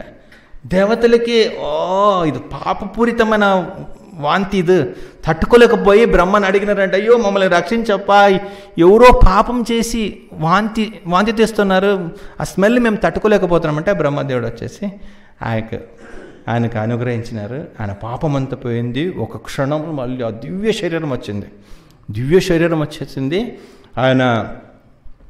ఆయనకన్నాడు, నీవు అట్లే పో, కొండపైకి ఎక్కు. ఆ కొండపైకి ఎక్కేసి అక్కడ స్వామి పుష్కరిణి ఉంది, అక్కడ స్నానం చేసుకునేసి వరాహస్వామిని, అప్పుడు వెంకటస్వామి ఇంకా రాలేదు, వరాహస్వామిని నీవు దర్శనం చేసుకొని ఈ శరీరం వదిలేసిన తర్వాత నీకు మంచి, ఈ కొండ సామాన్య కొండ కాదు, దీన్ని స్పర్శ మాత్రం టచ్ చేసే వల్లనే జన్మలు చేసిన పాపాలు పోతాయి, చాలా గొప్ప కొండ ఇది, దీన్ని నువ్వు టచ్ చేసిన వల్ల నీకు ఎంత భాగ్యం జరుగుతుందంటే, సాక్షాత్ ఆ భగవంతుడు ఉన్నాడు కదా, పరమపదనాథ స్వామి పైన ఉంటాడు కదా, ఆయన నీ అల్లుడికి వస్తాడని చెప్పేసి, అంత గొప్ప భాగ్యం నీకు దొరుకుతుంది. ఆయన నీకు అల్లుడు అవుతాడు. సాక్షాత్ ఆ మాత జగన్మాత మహాలక్ష్మి నీకు కూతురుకు వస్తూ ఉంది. నీవు ఒక చంద్రవంశంలో ఆ కృష్ణ ఒక యదుకుల వంశంలో ఆ స్త్రీ సంతతి, పాండవుల యొక్క స్త్రీ సంతతి ద్వారా ఒక సువీర అనే ఒకడు పుడతాడు. తర్వాత ఆయనకు కొడుకుగా సుధర్మ అని పుడతాడు. ఆయనకు కొడుకుగా నీవు ఆకాశరాజుగా పుడతావు. నీవు ఈ కొండను స్పర్శించాలి, ఈ శరీరం వదిలేసిన వెంటనే నీకు ఆ భాగ్యం జరుగుతుందని చెప్పేసి బ్రహ్మదేవుడు అంటాడు. అందుకు ఆ కొండకు ఏం పేరు వస్తుంది? వెంకటాచలది, వెంకటాద్రి. వెం అంటే పాపం, కట అంటే దహతి శక్తిత, కాల్చిపడేసి పాపాన్ని కాల్చి చేసే శక్తి ఉన్న వల్ల ఈ మాధవ్ అనే ఒక బ్రాహ్మణుడు అన్ని పాపాలు తీసిన వల్ల ఆ కొండకు వెంకటాచలపతి అని పేరు వచ్చింది. అయితే ఈ జనక మహారాజు అడుగుతారు, అవును ఆయన అంత సాక్షాత్ భగవంతుడు ఈయనకు అల్లుడు ఎట్లా అయినాడు, ఆ మహాలక్ష్మి ఆ తల్లి ఎట్లా ఈయనకు కూతురుగా పుట్టింది, దాని గురించి మీరు చెప్పాలా, మేము అదంతా వినాలనుకున్నామంటే అప్పుడు భగవంతుడి గురించి ఈ బాలాజీ గురించి చెప్తారు. ఏడుకొండలవాడ వెంకటరమణ గోవింద గోవింద. ఇప్పుడు మనము బాలాజీ గురించి వినాలా. ఈ కొండకి ఇంకొకటి రహస్యమైన ఒక గుప్తమైన ఒక కారణం ఉంది. చైతన్య మహాప్రభు చెప్తారు కదా, బహిరంగ కారణము, అవతార గురించి అంతరంగ కారణం అని. అట్లా ఇంకొకటి గుప్తంగా ఉంటుంది, ఇది ఎక్కువ ప్రచారంలో లేదు. ఏ కృష్ణావతారంలో భగవంతుడు దీన్ని ప్రూఫ్ చేసినాడు. ఏదో మనకు ఫుడ్ ఇచ్చేది ఏదో గోవర్ధనము, మనం ఇంద్ర పూజ చేసే అవసరం లేదు, మన ఆవులకు అందరికి గడ్డి ఇచ్చేది గోవర్ధనము, మన గోవర్ధన్ని పూజ చేయాలని. అట్లా గోవర్ధన్ని పూజ చేసినారు. ఇంద్రుడు కోపం వచ్చేసింది, మనకు తెలిసినది. భగవంతుడు ప్రూఫ్ చేస్తున్నాడు, మనకి గోవర్ధనమని అన్ని బాధల నుంచి మనం కాపాడింది. కొండెత్తినప్పుడు అందరు రాళ్ల వర్షం పడినా కానీ వాళ్ళు మంచి సురక్షితంగా ఉన్నారు కదా, గోపబాలికలు గోపాలకులంతా. అప్పుడు ఈ భగవంతుడు గట్టిగా దీన్ని లేపి పట్టుకున్నాడు. ఏదో గోవర్ధన్ని లేపి పట్టుకున్నప్పుడు గోవర్ధన కనిపించింది అంటారు. మామూలుగా దున్నపతులాగా పడి ఉంటుంది అట్లంతా అంటారు కదా, ఎప్పుడు అట్లే ఉంటాయి కూర్చొని ఒక పని చేయదు అట్లంతా అంటారు కదా. అట్లా మాకు కూడా చెడ్డ పేరు ఉంది, ఏం పని చేయము ఊరికనే ఉంటామని చెప్పేసి ఈరోజు మమ్మల్ని లేపిన వల్ల మాకు కూడా పని దొరికింది, ఇంతమందికి మేము రక్షణ కల్పించినాము, ఇంతమందిని మా కింద పెట్టుకున్నాము, ఇంతమందిని వర్షము ఆవుల్ని ఇంతమందిని మేము కాపాడినాం, మాకు కూడా వర్షం నుంచి ఇంత భక్తుల్ని కాపాడడం మాకు కూడా ఒక ఆనందం వచ్చింది కృష్ణ. నాకు కోరిక ఏమంటే నీ ఒక అవకాశం దొరికితే నిన్ను కూడా మేము ఇట్లే పట్టుకోవాలా, కదలకుండా నిన్ను పట్టుకోవాలి, అట్లాంటి భాగ్యం మాకు కూడా కావాలని ఈ గోవర్ధన కొండకు ఆశ కలిగిందంటే. అయితే సరే కొన్నిసారి మనతోటి మన గ్రూప్ వచ్చింది, ఏదో గుడికి వచ్చింది, కొన్నిసారి మనకేమి ఈకుండా ఉంటే మన గ్రూపులు ఎవరికైనా ఒకరికి ఇస్తే తులసియో ప్రసాదం మనం ఏం చేస్తాం, మనతో వచ్చిన వాళ్ళకంతా కొద్దిగా ఇస్తాం కదా. అట్లా భగవంతుడు సరే మీ ఫ్యామిలీ ఎవరినొకరిని పెట్టుకుంటాను నేను అని చెప్పేసి ఈ కొండ అంతా ఒకే ఫ్యామిలీ కదా, ఈ ఒక కొండని ఈ ఆనందాద్రిని తీసుకునేసి తాను పెట్టుకున్నాడు. అంటే అందువల్ల అది ఏం చేసింది, కృష్ణుడు ఆ రోజు మమ్మల్ని గట్టి పట్టుకొని పైన లేపి పట్టుకున్నాడు కదా. ఇప్పుడు మేము అందరు కలిపి కృష్ణుని వెంకటాచలపతిని వెంకటేశ్వర స్వామిని లేపి పట్టుకుంటామని చెప్పేసి అది ఆ విధంగా గట్టి పట్టుకునిందంటే శ్రీ గోవర్ధన్ మహారాజ్కి గిరిరాజ్ మహారాజ్కి జై. ఆ విధంగా కూడా ఒక రహస్యమైన కారణం ఉంది అని చెప్పి అక్కడక్కడ కొన్ని చోట్ల ఉంటాయి, భవిష్య పురాణంలో లేదా కొన్ని చోట్ల ఉంటాయి. అట్లా ఈ బాలాజీ ఎందుకు వచ్చినాడు, వెంకటేశ్వర స్వామి రావడానికి కారణమేమే, వైకుంఠం అంత మంచి ప్లేస్, అక్కడ విరక్తి కలగడమేమే, ఎందుకు ఇక్కడ వచ్చింటాడు, ఏం భూలోకమే మంచిది ప్లేసా, ఇక్కడ ఎందుకు వచ్చినట్టంటే ఒకసారి కశ్యప మహర్షి గంగా నది ఒడ్డున యజ్ఞం చేస్తూ ఉంటాడు. చాలా మంది ఉన్నారు, భృగు ఉన్నాడు, మిగిలిన గొప్ప గొప్ప ఋషులు ఉంటారు, వీళ్ళంతా ఉన్నారు, యజ్ఞం జరుగుతూ ఉంటే నారద మహర్షి అంటారు, ఈ యజ్ఞం ఎవరి కోసం చేస్తున్నారు, ఈ యజ్ఞ ఫలం ఎవరికి ఇవ్వాలనుకున్నారు, ఈ యజ్ఞ ఫలం ఇదంతా ఎవరు అనుభవించబోతున్నారు, మనము అదంతా తెలుసుకోవాలని చెప్పి, అంటే వాళ్ళకి తెలుస్తుంది ఎవరికి ఇవ్వాలని చెప్పేసి. కానీ మనకు ఫ్యూచర్లో డౌట్ వస్తుంది కదా, మనం ఈ పనిలో ఏది నిజము, ఎవరికి ఇవ్వాలా, పూజలంతా ఎవరికి చేయాలా, ఎవరికి ఇది అర్పించాలా, మనం ఒట్టి చేయడమే కాదు, మనం దేవుడికి దాన్ని అర్పించాలి కదా. ఒక వస్తువుని మనము మంచో చపాతీయో సబ్జీ అన్నీ చేస్తాము, అదే ఎవరి కోసం చేస్తాం, దేవుడికి ఫస్ట్ ఇయ్యాలని చేస్తాం, అది ఒట్టి చేసి తిన్నాం కదా, ఒక అర్పించాలి. ఒక భగవంతుడు అంటాడు కదా, ఎత్కరషో యదర్శనాశి యజ్జోషి దదాస్యత, నువ్వేం చేసినా అది నాకు అర్పించాలని చెప్పేసి గీతలు అంటాడు భగవంతుడు. అట్లా ఇప్పుడు మనం కష్టపడి ఒక స్కూల్లో చదువుతున్నాము, ఎన్నో 365 రోజులు రోజు చదివి 3 గంటలు ఉంటాయి పరీక్షలు కదా. అయ్యో నేను రాత్రి పగలు కష్టపడి చదివినాను, నేను మొత్తం రాసి నీకు ఈయనంటే ఫెయిల్ అయ్యేది ఎవరు కదా. నేను రాత్రి పగలు చదివినాను, ఇంత కష్టపడి రాసింది నీకు ఇయ్యడానికి ఆ పేపర్ అని చెప్పేసి మనం పరీక్ష వాళ్ళ పేపర్ని అక్కడ ఈకుండా ఉంటే ఏమవుతుంది, మనం ఫెయిల్ అవుతాం.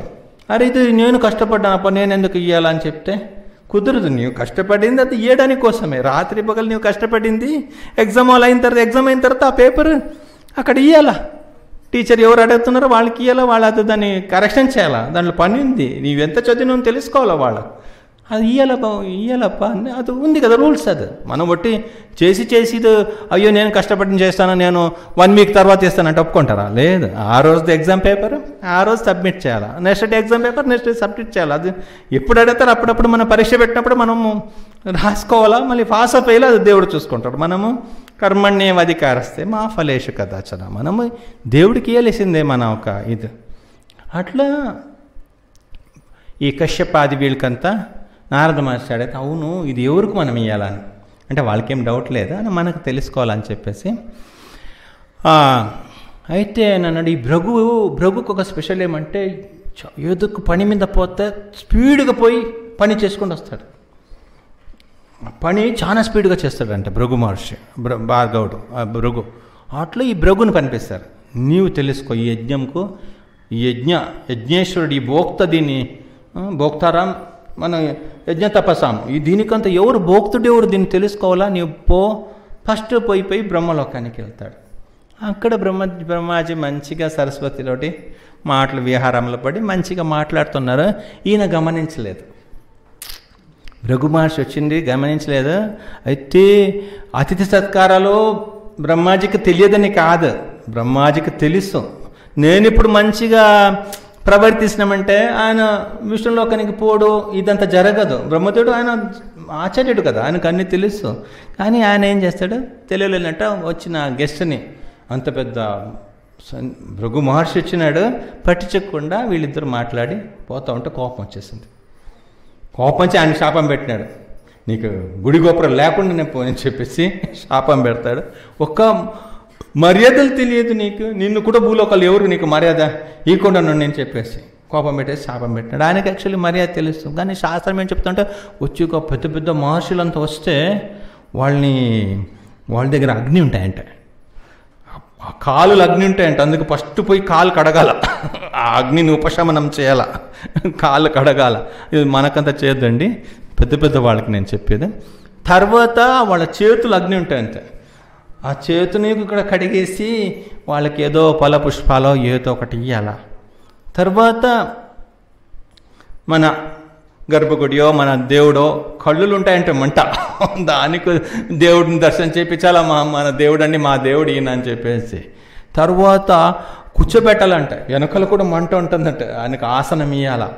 తర్వాత ఆయనకు శాంతం చేయాలి. ఇన్ని చేస్తేనే ఆ 5 రకాల అగ్నిలు అక్కడ శాంతం అయిపోయి ఆయన మనకు అనుగ్రహం చేస్తాడు. లేకుంటే ఏదో ఒక మంట వదిలేసిపోతాడు, మనం కాలిపోతాం లాస్ట్కి. అందుకే ఈ మంట ఆయన వదిలిపోకుండా చూసుకోవాలా. అట్లా ఈ అతిథి సత్కారంలో ఇట్లా ఉంటాయి. మామూలుగా మనం చూసాం కదా, ఒక మహాభారత్లో ఒక స్టోరీ వస్తుంది, ఆయన ఏదో ఇట్లా చూస్తే కాలిపోతాయి, కాలిపోతాయి. మళ్ళీ ఒక ధర్మవ్యాధుడి దగ్గర ఇంటికి వస్తాడు, ఎవరితో ఒక ఇంటికి వచ్చేస్తే ఆమె అంటుంది కొద్దిగా లేట్ అయింది, లేట్ వస్తే ఇట్లా చూస్తాడు, ఆమె నేను కాకి కాదు కాలిపోవడానికి అని చెప్పేసి, ఆమె ఇంకా పవర్ఫుల్గా ఉంది. అట్లా అంత గొప్ప వాళ్ళు ఉండేవాళ్ళు ఆ కాలంలో. అట్లా ఇట్లాంటిది అగ్ని వాళ్ళ దగ్గర ఉంటాయి. ఆయన శాపం పెట్టేసిపోయినాడు. బ్రహ్మదేవుడు మంచిదేంలే, మళ్ళీ మనం తెలుసు కదా ఎవరు దేవాది దేవుడు, మళ్ళీ మనం పెద్ద షో చేసుకొని మనం దేవుడు కాకూడదు, మంచిదేంది. అక్కడి నుంచి కైలాసానికి పోయినాడు. అక్కడి నుంచి కైలాసకు పోయి అక్కడ శివపార్వతులు మంచి వాళ్ళ ఊరు, వాళ్ళ ఎంజాయ్మెంట్, వాళ్ళ ఇల్లు, వాళ్ళ ఎంజాయ్మెంట్లు వాళ్ళు ఉన్నారు. భృగు కేర్ చేయకుండా వస్తాను, ఒక గృహస్థుడి ఇంటి లోపల పోయి ముందు ఒకసారి కొట్టాలి కదా, రావచ్చా రాకూడదు అని చెప్పేసి. ఆయన ఏదో బ్రహ్మచర్యాశ్రమంలాగా లోపల దూరేసినాడు. దూరేస్తే ఇంకా పార్వతిని గట్టి పట్టుకొనేసి శివుజీ ఉన్నాడు. పార్వతి తలకై బయట కనిపిస్తూ ఉంది, భృగు మహర్షి వచ్చిందని. ఈయన తలకై యువతలకు ఉంది, ఈయన కనపడలే. పార్వతి అక్కడ స్వామిలు వచ్చినారని చెప్పేసి శివుడిని కొద్దిగా తోసేసింది. అక్కడ చూడు ఎవరు వచ్చినారని. అయితే కోపం చంపేస్తాను నేను, భార్య భర్తలు మేము కలిసినాడు, నీకేం పని ఇక్కడ లోపలికి కొని త్రిశూలం పట్టుకొనేసి వచ్చినాడు. ఆయన కోపం వచ్చేసింది, నీ ఇంత పెద్ద భృగు మహర్షి వచ్చినాడు, నీకు ఒక అంత మాత్రం గౌరవం లేకుండా నీ ఒక శిష్ణోదర పారాయణాలు నువ్వు ఉన్నావు కదా, నీ శిష్ణానికే లింగానికి పూజ కాని అని చెప్పేసి ఆయనకు పూజ చేసి ఆయనకు శాపం పెట్టినాడు. ఇంకా భగవంతు దగ్గరే పరమపదకు వైకుంఠంకి వచ్చినాడు. వైకుంఠం మనస్వామి అమ్మో దొంగ, వీడు అప్పుడే లక్ష్మి కొంచెం పండుకుంటానని పండుకొనేసినాడు. ఆయన పడుకునేసినాడు. లక్ష్మికి ఏం తెలుసు ఏం జరగబోతుంది, ఆమె ఏదో టక్క నిద్రపోతుంది. ఇంకొచ్చి పండుకొని లోపల వచ్చేసినాడు. వచ్చి రాగానే తన్నాడు ఒకటే వక్షస్థలానికి. అయ్యో తన్నాడు, మేలుకున్నాడు. అయ్యో నేను పనుకోపోయినాను, సారీ మీరు వచ్చి గమనించలేదు. సరే లక్ష్మి కొద్ది వేడి నీళ్ళు పట్టుకుంటారా. స్వామి కాలుకి ఏదో నొప్పి అయి ఉంటుంది, నాది రాయిలాగా ఉంటాయి, వజ్ర శరీరం, ఇది ఎవరి వల్ల ఛేదించలేము. పాప స్వామికి వాళ్ళంతా పాలు పెరుగు అంతా తినేవాళ్ళు, దాంట్లో కూడా చతుర్మాసం వస్తే అది కూడా తినరు. ఎంత వాళ్ళకి అంత ఎనర్జీ, 2 రోజులకు ఒకసారి ఉపవాసం అంటారు, ఏకాదశి అంటారు, భీష్మ పంచక అంటారు. వాళ్ళకి ఏం శక్తి ఉండదు, ఎముకలకు నొప్పి పడి ఉంటుంది. మనమంతా బాగా తిని పుష్టిగా ఉంటాము, వాళ్ళు తంతే వాళ్ళ కాళ్ళకి నొప్పి వస్తాయి. లక్ష్మి వేడి నీళ్ళు పట్టుకుని రాని. ఈ భార్యలో అప్పుడప్పుడు ఏమో అనరు, వాళ్ళు గెస్ట్ పోయిన తర్వాత ఏమన్నా అల్లంటే బొక్కలు అన్నారు. అప్పుడు కానీ ఏదో వేడి నీళ్ళు కాల్చేసి పట్టుకొని వచ్చేసింది. ఈయనకేం పిచ్చి, పోయి తన్నవాడు పూజ చేస్తున్నాడు అంటే నన్ను ఎవరైనా తంటే పూజ చేసుకుని కూర్చుంటాడు అని చెప్పేసి పట్టుకుని ఇంకా మంచి మసాజ్ అంతా చేసింది. ఇంకా నొప్పి అయిందా అట్లా అంటే భృగు మహర్షికి చాలా నచ్చింది. ఇది దేవాది దేవుడు ఒక లక్షణం. ఎంత సత్వగుణంగా ఉన్నాడు, ఏ కోపతాపాలు లేవు. ఒబ్బో ఇద్దరు సామాన్య డ్రామాలు కాదు కదా ఇద్దరు. ఇంకా అంత అయిపోయింది, ఆయన పోయినాడు. ఇంకా గెస్ట్ పోయినాడా చూసింది, భృగు మహర్షి బయటికి వెళ్ళినాడా, 7 ద్వారాల నుంచి బయటకు పోయినాడు. అప్పుడు వచ్చింది కోపం. కాదు, వక్షస్థలం ఎవరిది ప్లేస్? మహాలక్ష్మిది ప్లేస్ కదా.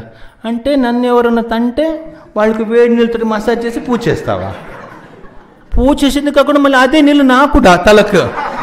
సాధులు అంటే ఎంత గొప్పవాళ్ళు తెలుసా, లోకం పవిత్రం చేసేవాళ్ళు. రారా తీసుకో, మనకు అన్ని డబ్బు తెచ్చిచ్చి నన్ను తలపైన అన్ని పాపాలు మనం మోసుకోవాలా, రా నీవు కూడా కొద్దిగా తీసుకో. సాధులు చరణంలో తీసుకుంటే అన్ని పాపాలు పోతాయి, తీసుకో నీవు కూడా. ఆమె తలకు కూడా కొద్దిగా చల్లేసినాడు. మండుతుంది ఈయన చేసే పనులు. ఇంకా ఆమె ఈయనతోటి భరించలేం స్వామి, ఏమి ఇట్లా ఉన్నాడు అని చెప్పేసి కోపం వచ్చేసింది. అప్పటికి ఒక హ్యాండ్ బ్యాగ్, ఒక సూట్ కేసు రెడీ కోలాపూర్కి పోవడానికి బయటకు వచ్చేసింది. ఏమైంది? నేనుంటాను, నువ్వు ఎవరితో తన్నించుకో, పూజ చేసుకో, మాకంత ఇది కుదరదు. నేను వెళ్తాను ఎక్కడికి? నేను కరవీరపురం అంటే కోల్హాపూర్. నేను కోల్హాపూర్కి వెళ్తాను. అక్కడ ఏదో ఒక కొల్ల అనే రాక్షసుడు ఈ ఆడవాళ్ళని బాగా ఇబ్బంది పెట్టేవాడంట.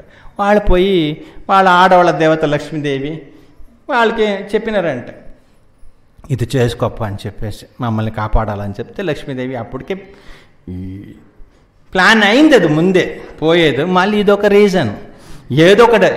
కొన్ని ఆడవాళ్ళు ఎట్లంటే వాళ్ళ తల్లింటికి అప్పుడప్పుడు పోవాలనిపిస్తాయి. ఈ భర్త ఇంటికి ఎప్పుడు చపాతి రుబ్బుకొని కూర్చోవాలి.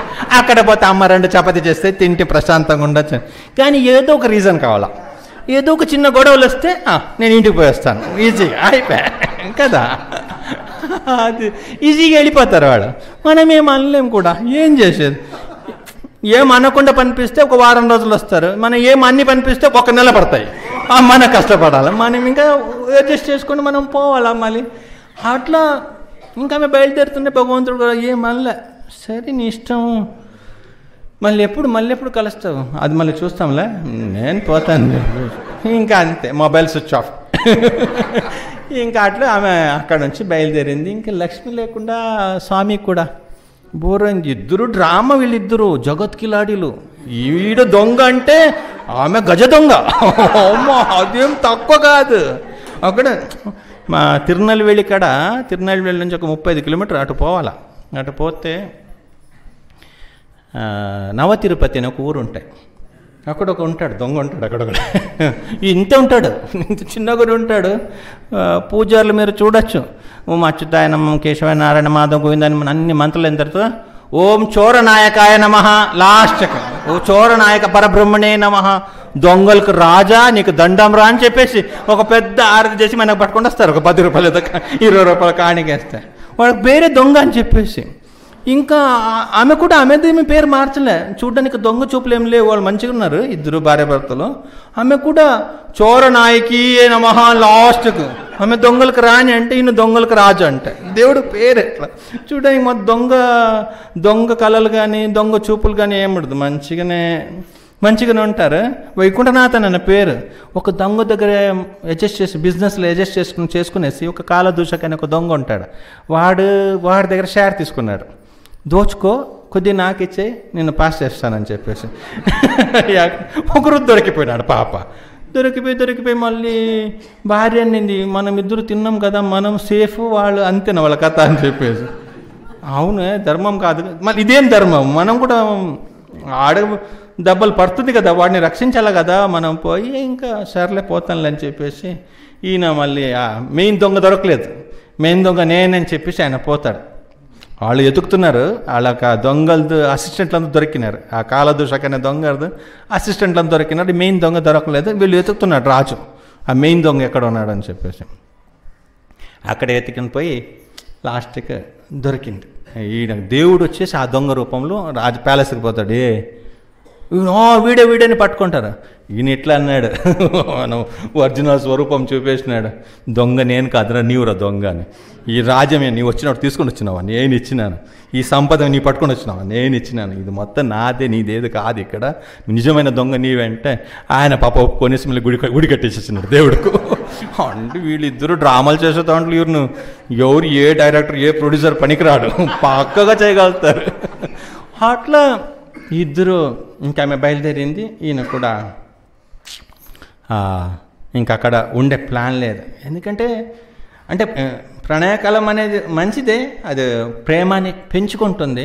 అట్లని చెప్పి మీరు ఒక రోజు ప్రోగ్రాం పెట్టుకునేది వద్దు. ప్రభు చెప్పినారు గొడవ పెడితే ప్రేమ పెంచుతుంది అని చెప్పేసి మీరు బుధవారం గొడవ రోజు అని పెట్టుకోవద్దు. ఆల్రెడీ మా నార్మల్గా ఉండేది చాలు. ఈ ఫ్యామిలీ గొడవ లేని ఫ్యామిలీ అని ఎక్కడ లేదు. అది మన పైనుంచి వచ్చింది.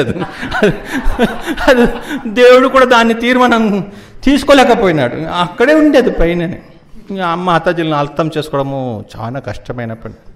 ఒక నిద్రపోకుండా ఉండడానికి చెప్తున్నాను. ఒక భక్తుడు రోజు గుడికి వస్తున్నాడంటే, రోజు గుడికి వస్తే ఈ మన సోలాపూర్ లాగానే ట్రాఫిక్ అక్కడక్కడక్కడక్కడక్కడ చాలా కష్టం అవుతుంది, చాలా లేట్ అవుతుంది. ఆయన అన్నాడంటే, నాకు ఒక హెల్ప్ చేసేయి, మా ఇంటి నుంచి ఏ బిల్డింగ్ ఎవరికి ఇబ్బంది రాకూడదు, ఒక ఫ్లైఓవర్, మళ్ళీ ఎక్కడ కింద దానికి స్తంభాలు ఉండకూడదు, మా ఇంటి నుంచి బయలుదేరితే మన గుడి వరకు అట్లే ఇక్కడ ఎక్కతేస్తే నీ గుడి వరకు రావాలా, అట్లాంటిది ఒక అరేంజ్మెంట్. ఆకాశ మార్గంలో కింద ఏమి ఉండకూడదు, డైరెక్ట్ ఇక్కడికి రావాలి. అటు రూట్స్ చేసి ఇచ్చేయండి. నీకు ప్రేమ ఉంటే రోజు మమ్మల్ని చూడాలనుకుంటే అటు ఒక దారి చేస్తే శ్రీదకు వస్తామని చెప్పేసి. అయితే ఆయన దేవుడు అన్నాడు, ఇది చాలా కష్టమయ్యా, కుదరదు అని చెప్పేసి. సరే వేరేని ఉంటే చెప్పు. వేరేది కూడా చెప్తాను. నేను గుడికి వచ్చేది ఏం తెలుసా, భార్యది గొడవ. ఇంట్లో కష్టపడి వస్తాను, కష్టపడి అన్ని పని చేసుకుని వస్తే భార్య స్టార్ట్ చేస్తుంది. అప్పుడే అక్కడే ఆఫీసుదే ఫుల్గా ఉంటాయి, ఇక్కడ వస్తే ఈ మీద స్టార్ట్ అవుతుంది. ఇంకా బండి ఎత్తుకొని నీ దగ్గరకు వస్తాను.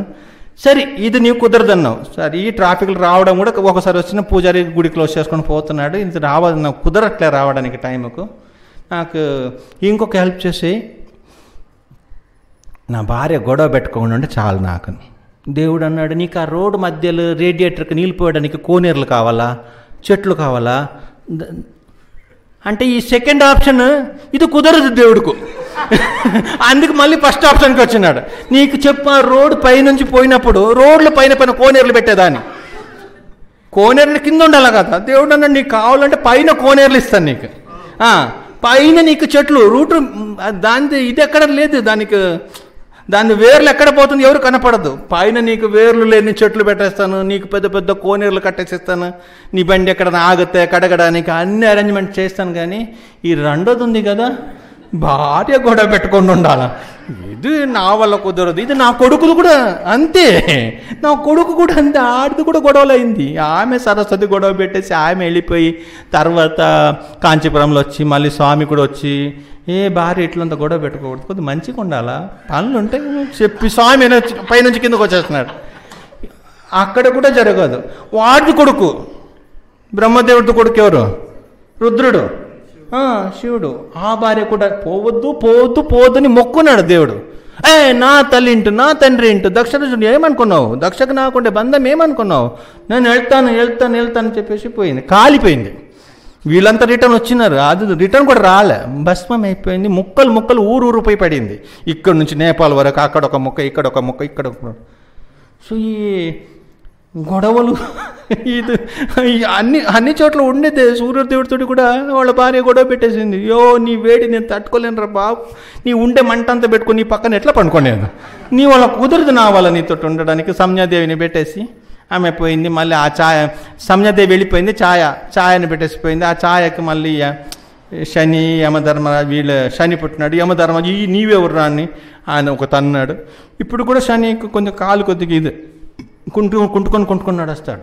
దప్ప ఈ ఫ్యామిలీ గొడవలు అన్ని చోట్ల ఉండేది. దీనికి సొల్యూషన్ లేదు, దీనికి ఒకే సొల్యూషన్, హరే కృష్ణ హరే కృష్ణ కృష్ణ కృష్ణ హరే హరే హరే రామ రామ రామ హరే హరే.